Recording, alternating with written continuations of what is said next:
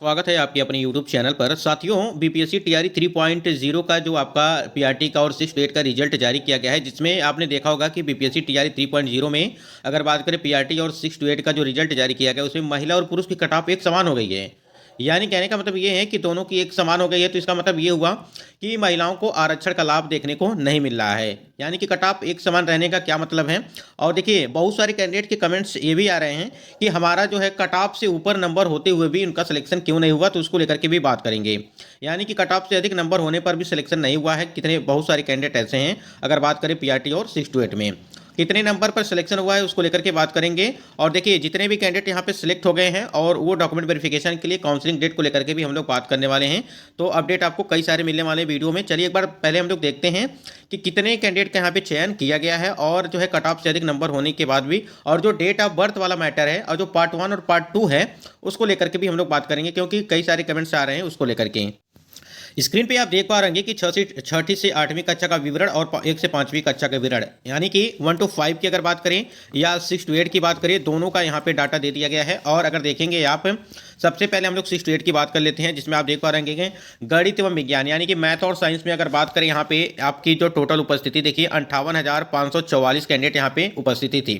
ठीक है, तो यहाँ पे उपस्थिति आप देख पा रहे हैं। और रिक्त जो है यहाँ पे 5,623 यहाँ पे टोटल अगर वैकेंसी की बात करें इतना ही था, जिसमें यहाँ पे रिजल्ट आपको दिया गया जो सफल उम्मीदवार की संख्या है वो 5,560। इसका मतलब ये हो गया कि लगभग 63 यहाँ पे सीटें अभी भी यहाँ पे बची हुई हैं गणित एवं विज्ञान में। ठीक है, उसके बाद यहाँ पे अगर देखेंगे सामाजिक विज्ञान में, तो यहाँ पे 65,919, यानी कि सामाजिक विज्ञान की अगर बात करें तो उनका लगभग जो युवार की कट ऑफ गई है वो आपका 75 गया है। ठीक है, जिस प्रकार से आप देख पा रहे हैं कि यहाँ पे 65,919 से जो है कैंडिडेट फाइट कर रहे थे, जिसमें से सिर्फ अगर बात करें सीटों को लेकर के तो 3,779।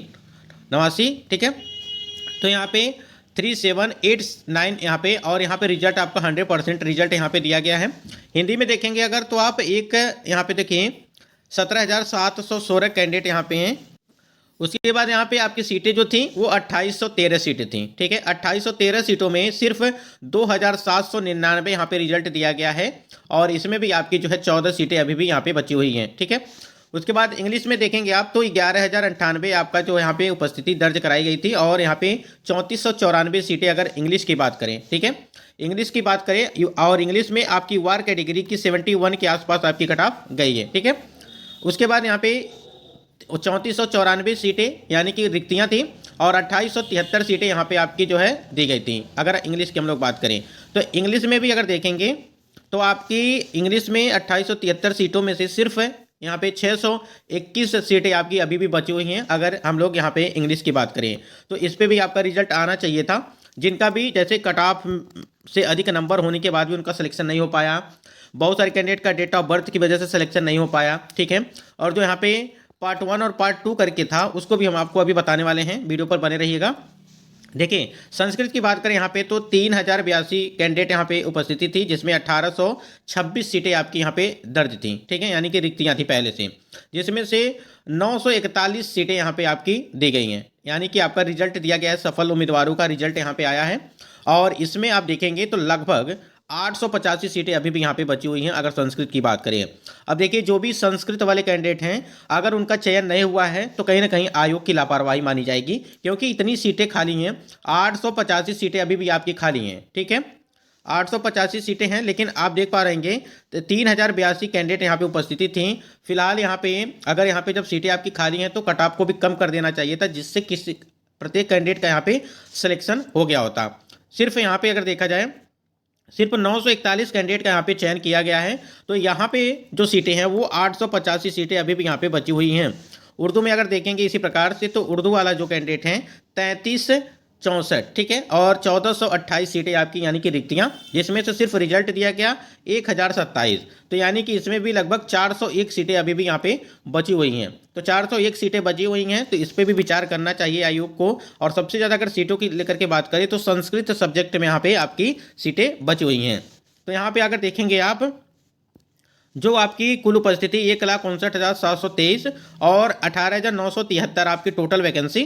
ठीक है, जो आपका रोस्टर जारी किया गया था 6 to 8 का। ठीक है, ये जो नया वाला है, उसके बाद यहाँ पे 16,990 आपका समझिए कि रिजल्ट दिया गया है, जिसमें आप समझ सकते हैं अभी भी आपका रिजल्ट यानी कि रिक्तियाँ जो अभी हमने आपको बताया कि कितनी कितनी यहाँ पे सीटें हैं, तो 1984 के आसपास आपकी जो है टोटल यहाँ पे सीटें अभी भी बची हुई हैं, अगर हम लोग 6 to 8 की बात करें।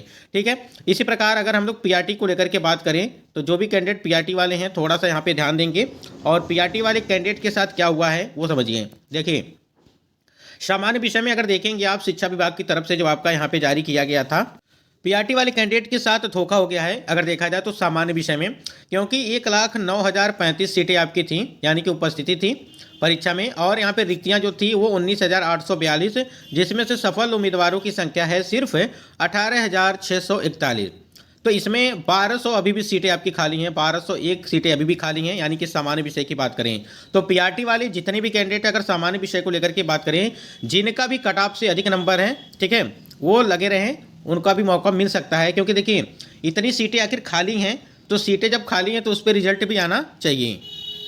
किसी का देखिए, किसी का हो सकता है कि इसमें ये भी हो सकता है कि कट ऑफ से अधिक अगर आपका नंबर है, फिर जो आपका पार्ट 1 है, थोड़ा सा ध्यान दीजिएगा, जो पार्ट 1 है जिसे हम लोग लैंग्वेज वाला यानी कि जो भाषा अर्हता वाला पेपर था, हो सकता है कि उसमें डिस्क्वालीफाई हो गए हों। ठीक है, जैसे आपको पता होगा कि 30 में 9 नंबर क्वालिफाइंग था। ठीक है, तो उस वजह से हो सकता है कि कट ऑफ से अधिक नंबर होने के बाद आपका भाषा में आप फेल हो गए हों, ये भी रीज़न हो सकता है कहीं ना कहीं। तो थोड़ा सा एक बार रिजल्ट जब आएगा, यानी कि रिजल्ट यानी कि जो नंबर जब शो करेगा, तब जाकर के आपको क्लियर पता चलेगा कि आपको लग रहा होगा कि हमारा कट ऑफ से अधिक नंबर है, लेकिन अगर लैंग्वेज में कहीं लैंग्वेज में फेल होंगे आप, तो हो सकता है इस वजह से आपका रिजल्ट पे रोक लगा दिया गया हो। तो यहाँ पे पीआरटी में जो है अभी भी 1200 सीटें आपकी खाली हुई हैं, यानी कि सामान्य विषय में। अगर आप यहीं पे देखेंगे सामान्य विषय, यहाँ पे उर्दू को लेकर के हम लोग बात करें, उर्दू में देखिए 6,607 आपकी जो उपस्थिति थी, और 5,595 सीटें यहाँ पे आपकी थी उर्दू में। और उर्दू में भी आपका धोखा हो गया है अगर देखेंगे आप, तो यहाँ पे देखिए उर्दू में भी धोखा हो गया है, क्योंकि 3,054 इस कैंडिडेट यहाँ पे उपस्थिति हुई है। तो 3,054 यहाँ पे कैंडिडेट यहाँ पे उपस्थित हुए हैं, यानी कि सफल उम्मीदवारों की संख्या, और आपका रिक्तियाँ कितनी थी 5,595। ठीक है, और यहाँ पे 3,054 ही यहाँ पे आपका रिजल्ट दिया गया है।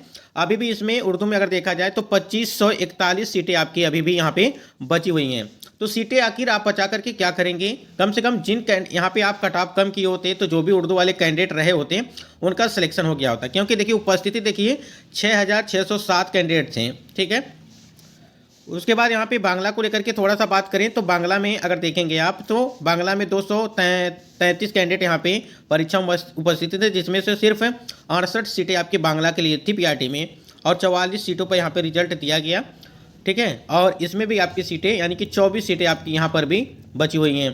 तो इस प्रकार से अगर देखेंगे आप, तो सबसे ज़्यादा धोखा संस्कृत वाले कैंडिडेट के साथ, फिर यहाँ पे उर्दू वाले के साथ, फिर यहाँ पे अगर देखेंगे फिर यहाँ पे उर्दू वालों के साथ हुआ है, फिर यहाँ पे सामान्य विषय में जो 1201 सीटें अभी भी खाली हैं, ये भी कहीं ना कहीं कैंडिडेट जिनका 1 नंबर 2 नंबर या 3 नंबर या डेट ऑफ बर्थ की वजह से रुका होगा, उनका कहीं ना कहीं सिलेक्शन हो गया होता। अब आयोग के द्वारा कोई अगर नोटिस जारी की जाती है इसके संबंध में कि क्या माजरा है, जैसे अभी हमने आपको बताया कि हो सकता है कि आपकी जो लैंग्वेज वाला पेपर था उसमें डिस्क्वालीफाई हो, जिसमें 30 में 9 नंबर चाहिए था, उस वजह से हो सकता है। एक तो आपका डेट ऑफ बर्थ की वजह से हो सकता है, ठीक, तमाम तरह की चीज़ें हैं।